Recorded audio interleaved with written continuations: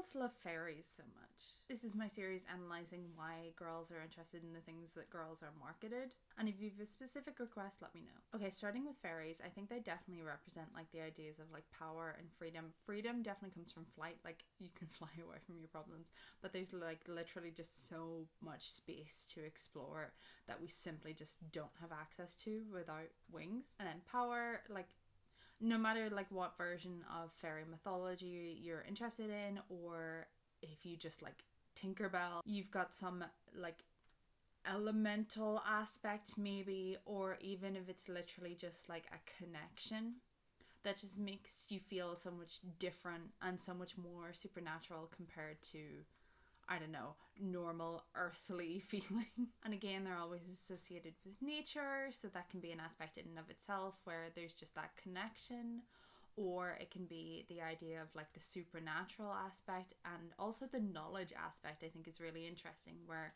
you have an understanding of plant life, of animals, of light, the water cycle, I don't know.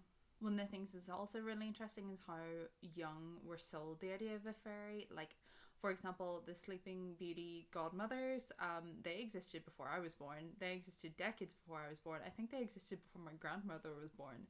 So, like, that idea, that version of a fairy has been prevalent, like, my whole life. Tinkerbell existed before I was born as well, and I grew up on the new Tinkerbell movies. And one thing I've talked about before when it comes to the Tinkerbell movies is how ideal their society is. For one thing, it's matriarchal, which is nice, and it's a world without capitalism.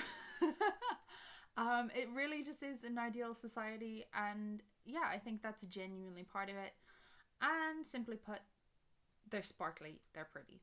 So yeah, that is part one on a series that I want to start about talking about some of the things that girls are marketed, some of the common themes that come across in like toys and movies. If you have any specific ideas, please let me know. Next, I want to do mermaids.